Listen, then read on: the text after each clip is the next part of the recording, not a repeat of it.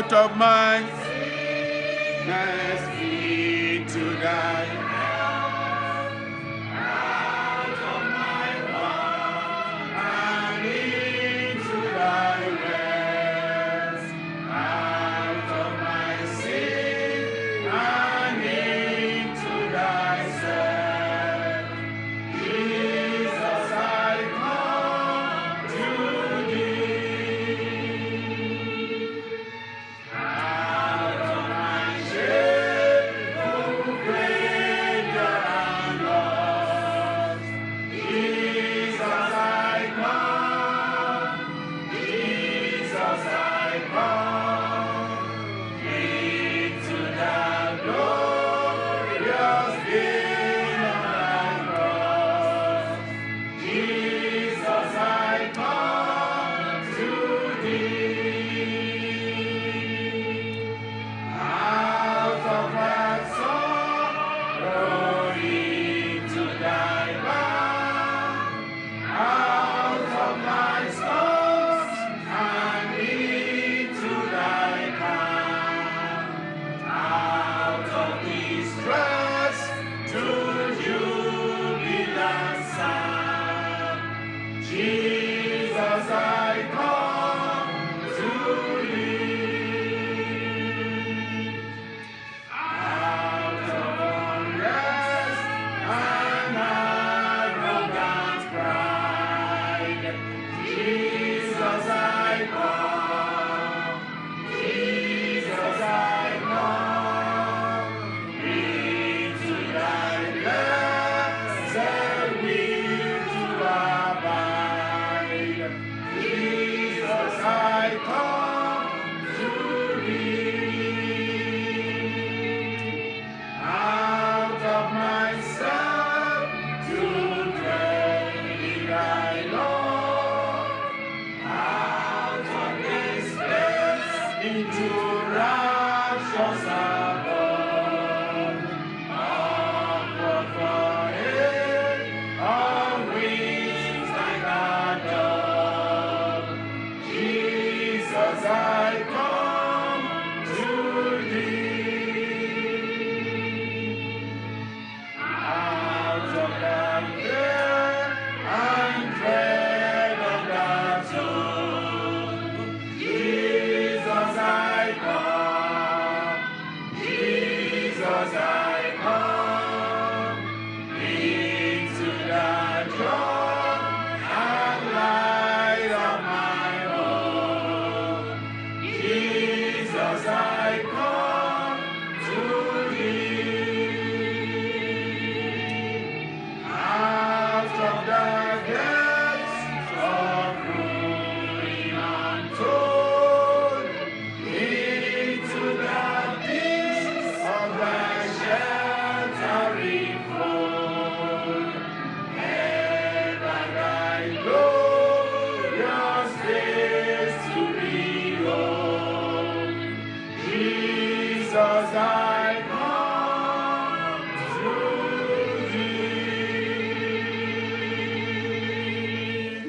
Amen.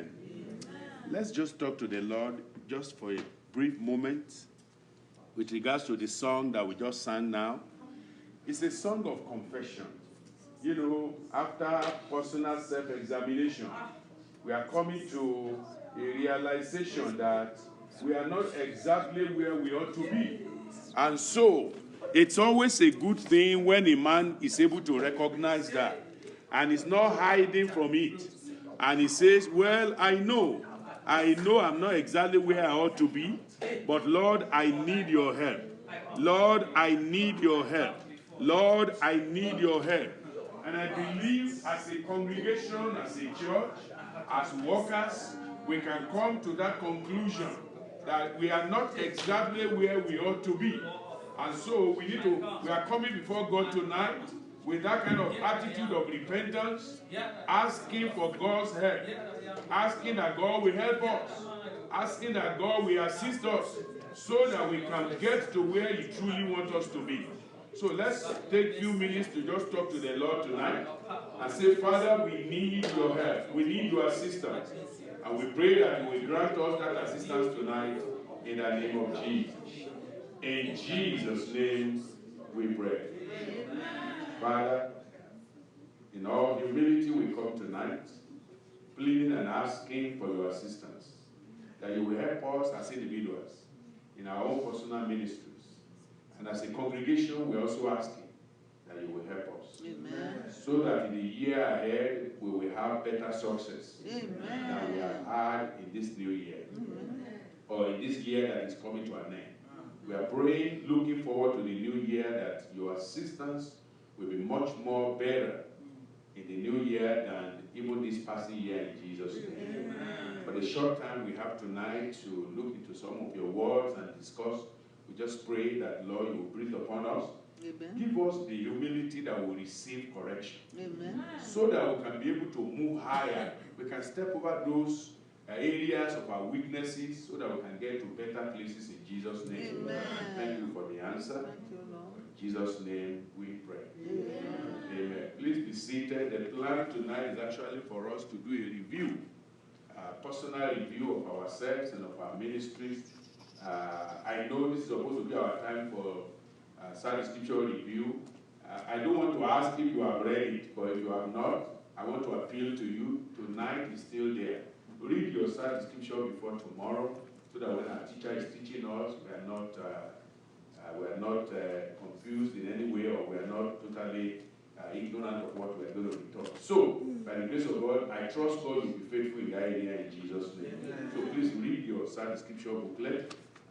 The lesson, that's 729. All right. 729, vision for 726. 726, vision for missions. Okay, that's where we are. So please, I want you to read it. As workers, we must read it, so that when we get to the class tomorrow, we're actually taking a good lead. Memory bars and all of that, we are taking a good lead. You know, our members, and when they see us doing very well, they also would like to do exactly as we are doing. So I appeal to you again, please make sure you read your scripture before we come tomorrow, and the Lord will help us in Jesus' name. And also for our teacher, please be mindful of time. I know sometimes the studies are so lengthy and we're trying to cover them all, but as I've told us in time past, let's step through the important points and stay within our time, so that exactly the time we are given, we are done. But tonight, we're not going to do reviews, so we're just going to review ourselves. Amen. 2 Corinthians is where I'm going to first read. 2 Corinthians. Here is Paul Apostle. As we look at this passage, this is Paul's vision and his thorns. When we talk about thorns, you know what that means. Challenges. Things that are challenges and problems and weaknesses for him. And for us as individuals too, we want to look at those things that are thorny for us as workers. The challenges we have in the previous year or in this year that is going on, and hoping that in the new year we will overcome. And God will help us to overcome. In Jesus' name. Now you realize that one of the most difficult things for human beings to really accept is to be told that you are weak. Nobody wants to be told that he's weak, right? We love people to praise us in the area of our strength, and to kind of prop us up. But sometimes it's good to look at the area of your weaknesses and see what you can do. Now, motivational speakers outside there, some of them I agree with, some of them I don't. I mean, as a leadership scholar, you don't have to agree with everybody on everything. But some of them will say, don't develop in the area of your weakness. Concentrate on your strength. What I've discovered is that even if you are strong and you leave your weaknesses behind, your weakness has a way of affecting your strength.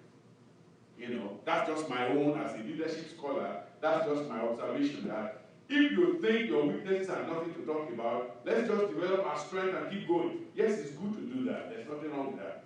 Develop your strength. Make sure you are stronger. But if you overlook your weakness, your weak areas can actually affect your strength. Amen? And so for us as a church, there are areas we are very strong. There's no doubt about that. But we have to also admit there are areas we are very weak. Amen? And we need to catch ourselves and tell ourselves these weak areas, we don't want them to continue. I really wish all the workers are here tonight. You know, when you have a plan like this and you plan for everybody and there are just few of them that came, sometimes it makes it difficult. But here is what the Lord told me while I was preparing this. He said, you know what, look at the ministry you are even in. How many of them started? How many people started with the man? I'm not asking a question you don't know now. There are 15 of them now. 15 of them in flat 2, as we always say, right? What if the man said, we are just 15, what can we do? No, sincerely speaking, ask that question. What if he said, what if Pastor Kumuyi said, we are just 15 here. And look at the nation, there's so millions of people, 15 of us, what can we do? Let's give up. No, that's why I cannot give up.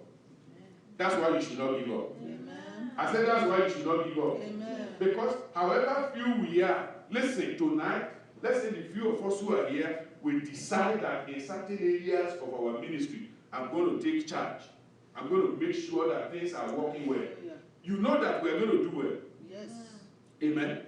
You know, let's say the women's ministry, she decide, even if it's me alone, I'm going to do. Let's say the music ministry, she said, if it's just me alone, we're going to get something done. Let's say the children ministry, let's say the leaders ministry, let's say the teaching ministry, let's say, you know, in the caring ministry, I'm just allocating that as the Spirit is telling me.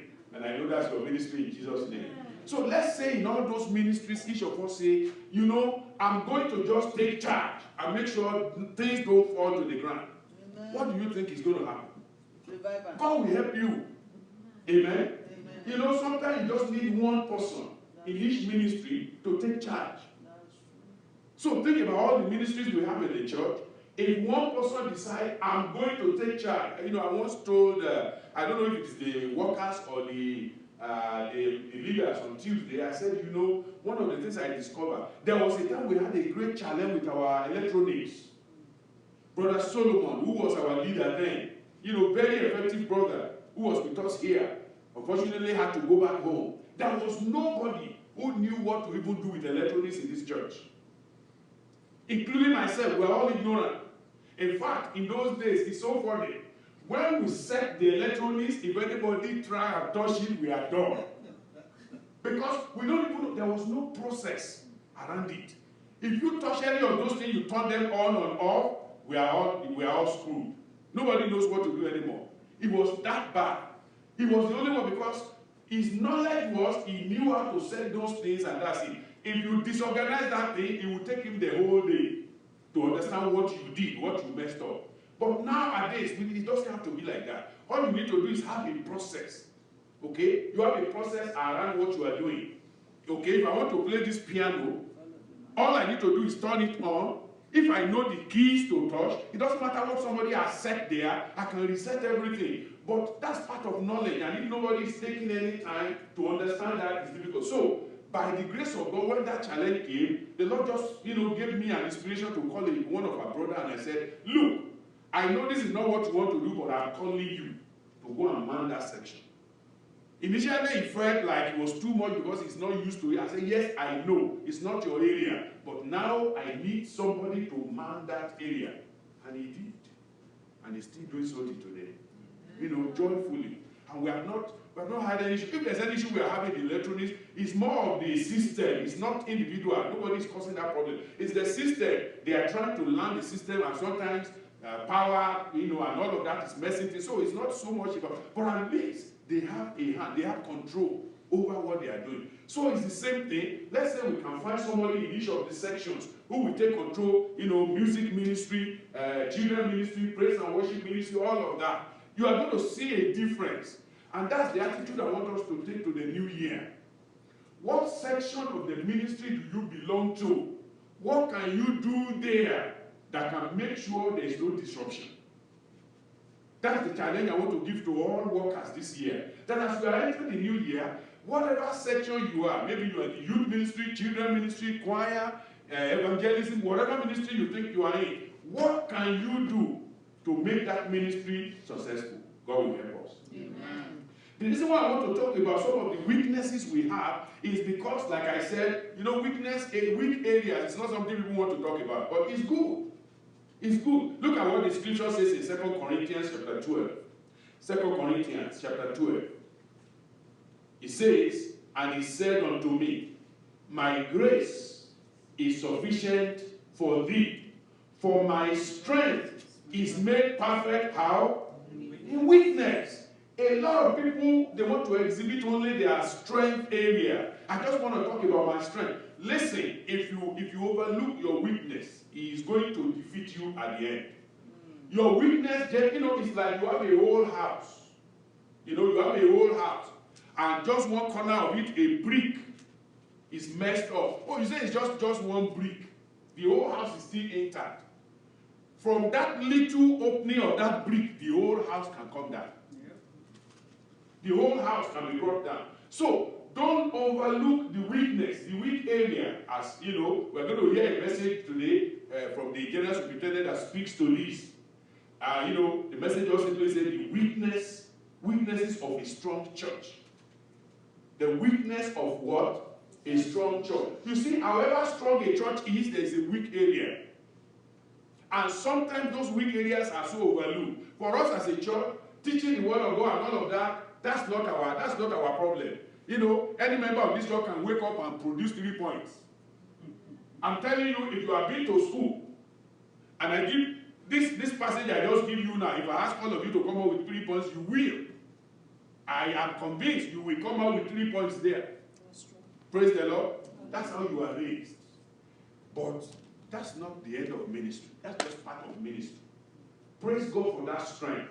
But there are other areas, application and using those word of God rightly that we need to start looking into to make sure we become effective.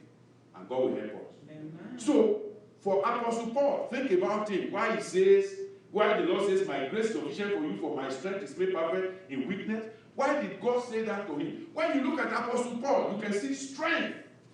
You really see weakness concerning him. But now, God gave him a thorn in the flesh. Praise God. A thorn in the flesh. Now, for a man like this, we shouldn't be talking about a thorn in the flesh. Amen. It should be something that we know, if any little thing comes, we just speak to it and it's gone, right? But as strong as he was, he couldn't speak to this weakness. There was nothing he could. He couldn't even heal it.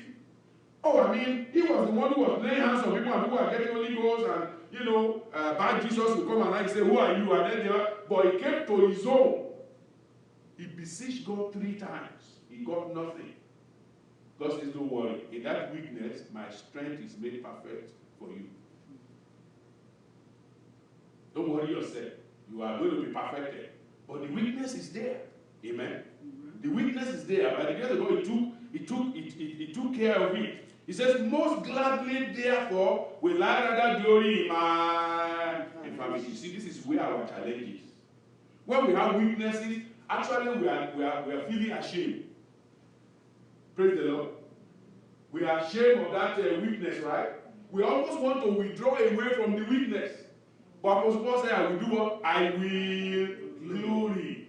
I'm not going to be ashamed that I'm weak in an area. I'm going to tell people, yes, I'm weak in that area, and I'm going to find solution to it. I'm going to find solution to it. So, if there's any area we identify our weakness, it is not time for anybody to recall and say, oh, we are so ashamed. It's good we are ashamed, but what are you doing about the shame? What can we do about the shame? The areas that things are not going well for us, what can we do? If it is in the nursery area we're not doing well, what are we doing? What are we doing to make sure that the nursery is in good shape? If it is the children's section, what are we doing? People will come out and they tell you this area, that area, but the question is, what are you doing? Because if God lays something in your heart that this area is not working well, God is laying it on you, not just for you to complain. God is laying it on you so that you can do something. Is there anything you can do in that area? Let's say the cleaning area is not being done very well. Everywhere is filthy. And everybody is just seeing the trash on the floor and passing. It's not my job, it's the cleaners. Who are the cleaners? We have not employed any cleaner in the church, unfortunately. So we are all cleaners, including myself. So if I pass by a trash and I'm expecting either my young sister or my sister here to come and be the one picking it, that's just too much. I'll pick it if you want it to be clean. The same thing, every other section. So, I want to sensitize us. I know we may not be able to discuss much today, maybe next week, by the grace of, because for the rest of the year, this is what I want us to do. I want us to just talk about what can we do about the areas that we are challenging. And the GS is going to talk to us about some of those areas. You know, I don't want to, preempt his message. Actually, I've not even had the message. I only had a portion of it. And I had to specially make a request to the guy, to the brother in London who has the full message to give it to us. And God willing, this morning, I saw that he gave it to us. Amen?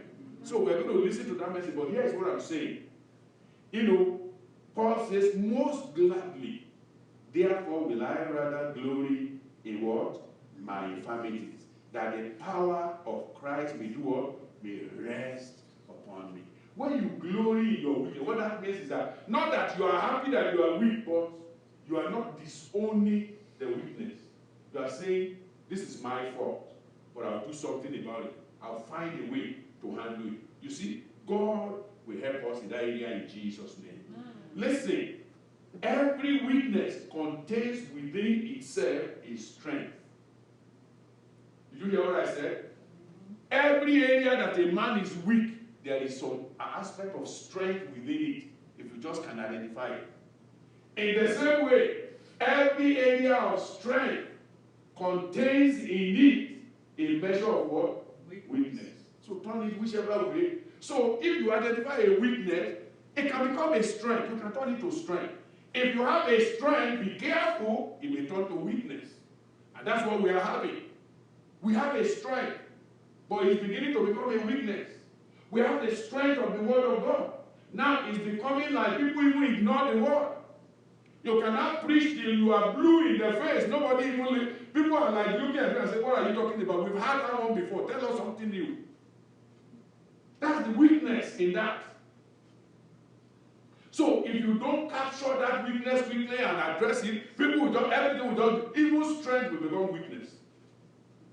And that should be our prayer as we go into the new year. Our strength must not become weakness. The strength of deeper life must not become weakness for us. There are churches that are praying that they have the kind of teaching we have. But now we have the teaching and it's not doing anything for us. We are not taking it serious. We come to Bible studies like, 3 points. We finish the 3 points and let's go home. You know, the GS went to Dunamis. And before he got there, the man already prepped his church. Listen, this man who is coming, he usually doesn't go anywhere. But this one is coming to you. You better receive him well. And when he prays, the man doesn't pray too long. I had him prep the whole church. He said, when the man prayed, you can be sure that the man got the whole church ready. And the guy just come there, say, do whatever you need to do and pray. I mean, they have not watched their testimony, but what I heard was that the testimonies that happened there has never happened in that church before. After the prayer. Because the man himself said, look, I'm getting this man on a very special note. So this one time we will milk everything out of him. But we get him every day. The same person. We get him every day. And we don't take it serious. May God help us. Amen. But then many of us may even look at them and say, maybe I should go over there. But the man over there is respecting your own leader. He says he's higher, he's better. But now you want to run over there. Do you see the problem with the weakness of a strong man? How a strong man can just become weak because he cannot even perceive his own strength. And sometimes, when we are weak, it is a way for God to help us to discover and display His strength in us. Amen? If we can just identify our weakness, if we can just admit our weakness, that we are weak in an area, when we get to that point, that gives God opportunity to showcase His strength in us. God will now tell us, like Paul rightly said here, most gladly, therefore, will I rather glory in my infirmity, that the power of Christ might do what? Might rest upon me.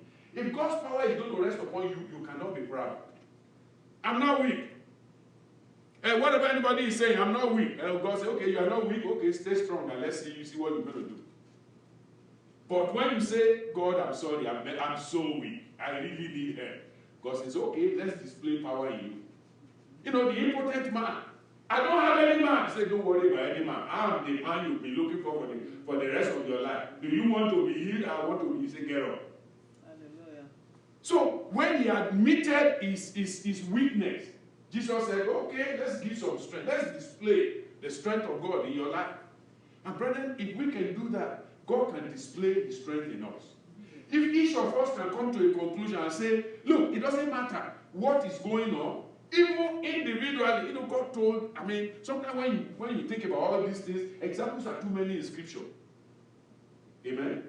Gideon said, God, why can you say we are strong? Why can you say we are mighty people? Well, look at how Philistines are dealing with us. He says, go in this might of yours. Where is the might? The man has no might. But inside his weakness, God can see what? Strength. He can see strength. He can see power. He says, go in this might of yours. The man says, we are weak, but God says, no, you are strong. That's why in the book of Joel, it says, let the weak say, I am strong. I am strong. Make that confession. Admit that you are weak, but also say within that weakness, the strength of God is available. Amen. So, wherever we are now, is not the end. It's just for us to admit and say, hey, we are not as strong as we used to be. Oh, you may say, but sir, we don't have all the manpower. Don't worry about manpower. I just told you, 15 of them started and turned deeper to what it is today. Amen. It's just that each of us, how many of us? 1, 2, 3, 4, 5, 6, 7, 8, 9, 10, 11. Okay, we are just few men short of them. But I'm telling you, we can turn Minnesota around. Hallelujah. I really believe that if we take it serious. If we don't look at it as if, hey, we are just, we cannot, it's not. No, that's not. Don't look at the negative. Look at what God can do through us. And He will do it. Amen. I said He will do it. Amen.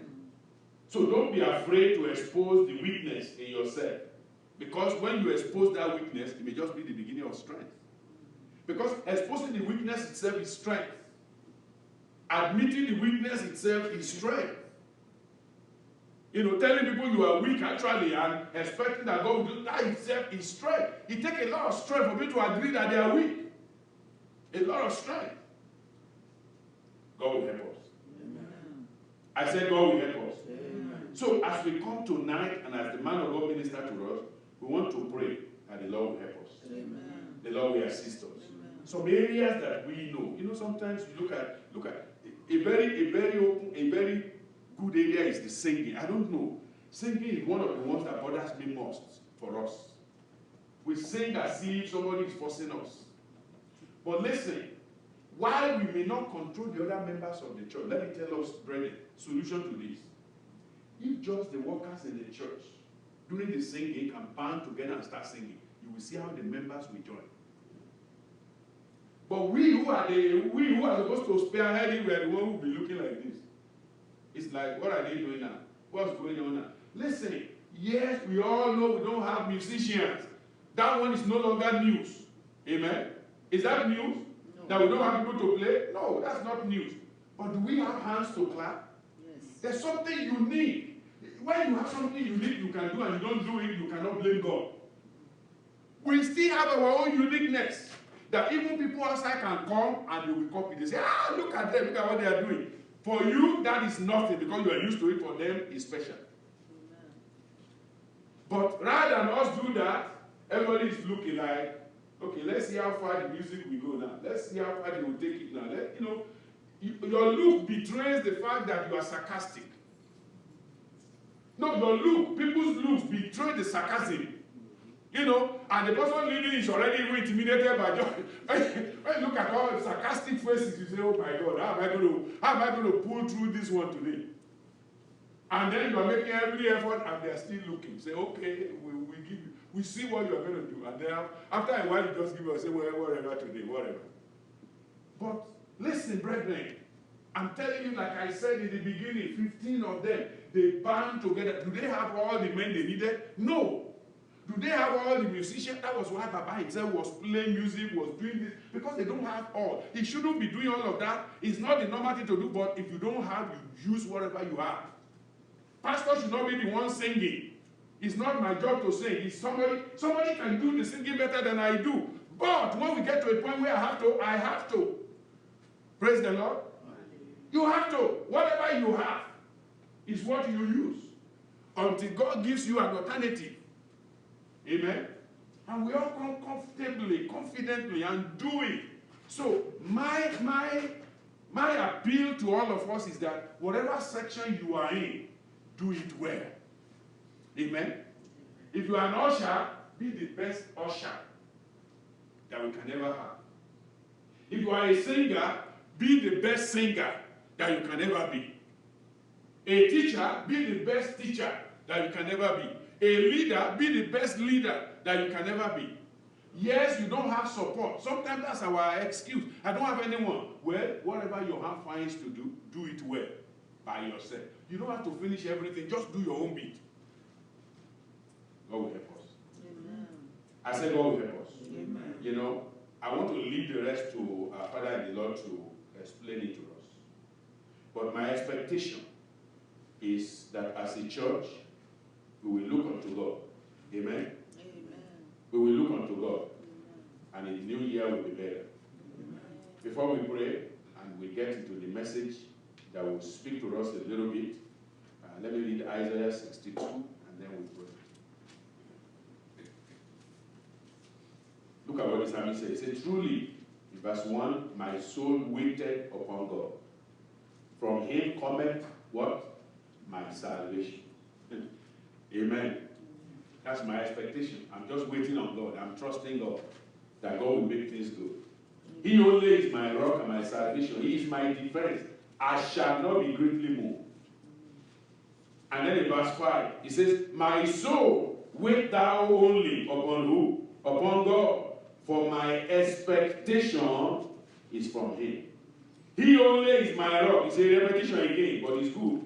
And my salvation. He is my defense. I shall not be moved. Amen. In God is my salvation and my glory. The rock of my strength and my refuge is in God. Trust in him at all times, ye people. Pour out your heart before him. God is a refuge for us. Selah. Amen. Amen. Amen. Verse 11 now. God has spoken once. Twice have I heard this. That power. Power for change. Power for transformation. Power to make weakness out of, to make strength out of weakness. That power is in the hand of God. That power belongeth unto our God. And that's why my soul waits on him, and my expectation is from him. I pray you have the same desire, and I pray that by the grace of God, that desire will come to pass in Jesus' name. Let's pray and just talk to God, and just ask God to help us. That for the few minutes, we'll just pray shortly, and then we'll just trust God for the other areas tonight as we begin to meditate and think about this other area, or the areas of weaknesses in the church. We want to ask God to help us. We want to ask God to assist. We want our weaknesses to become strength in the new year. We don't want this area of weaknesses. Weaknesses in singing, weaknesses in music, weaknesses in electronics, weaknesses in teaching, or whatever the weaknesses may be. We want God to turn all our weaknesses to strength. We want the strength of God to avail for us. It's not how many we are that is really the issue. It is how efficient we are in the few of us that are there. So let's pray and ask God, Father, we pray for your strength in every section of the world. We pray, we ask, oh Lord, Father, that your strength will be made available for us. That in whatever section you have put us into, Lord, we are going to arise and do the best work we can in the name of Jesus. Brethren, think about what section you are tonight and say, Lord, what can I do more? What can I do more in that section to become better, to to really do more than I've ever done? What can I do in the year coming, so that section of the work can get better? That's what you should be thinking. That's what I should be thinking. The Lord will give us praise. I don't know what you need to do, but God will speak to you. If you take it to the Lord in prayer, God himself, by his grace and power, he will make it available and abundant unto us in the name of Jesus. Let's pray. Let's pray that the Lord will help us. It will help us. It will assist us. It will strengthen us. It will empower us. His grace will be available. His grace will be available. Let's pray for God's grace this year. He says, my grace is sufficient for you. My grace, he says, because my strength is made perfect in weakness. And he says, gladly then will I glory. I will glory. We don't reject the weakness. We know it's there. We have to admit that we have it. We have to say, yes, we know this is a weak area, but Lord, it can become a strength. It can become a strength. Every strong area must not become a weakness, but all weak areas, God can turn them to strength for us. God can turn them to an area where we can launch out in the name of Jesus. Let's pray. All the weak areas of the ministry, that this year God Almighty will correct us, and then we will move forward by the grace of God in the name of Jesus. Let's keep on praying. Let's keep on praying. Let's keep on praying.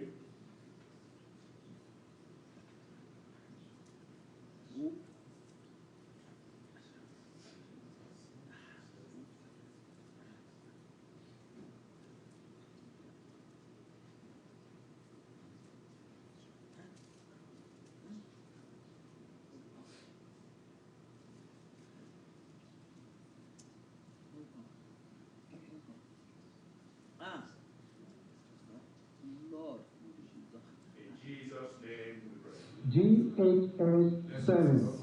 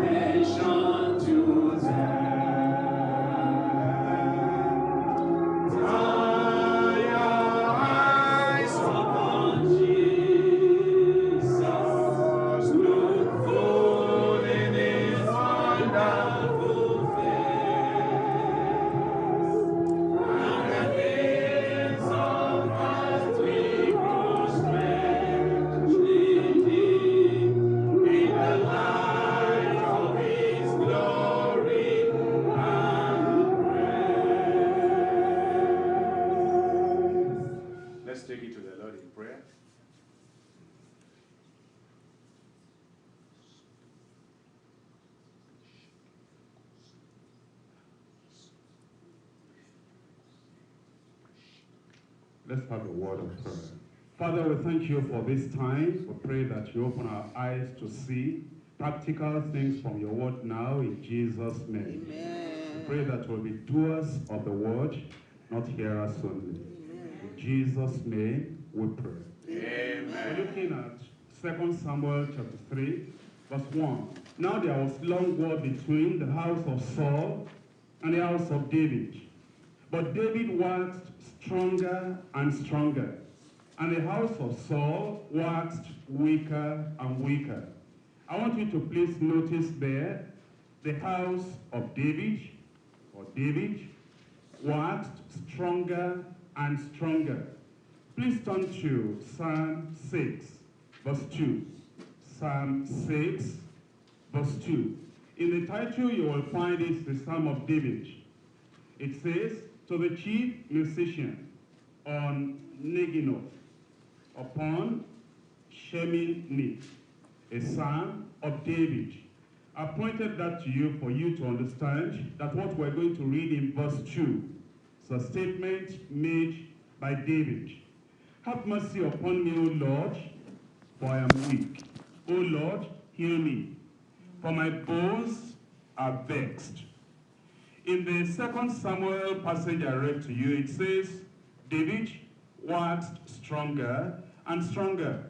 In the passage I've read to you in the Psalms, we read about his confession, saying, I am weak. There must have been things considered by the inspired writer that made him to say that David was strong.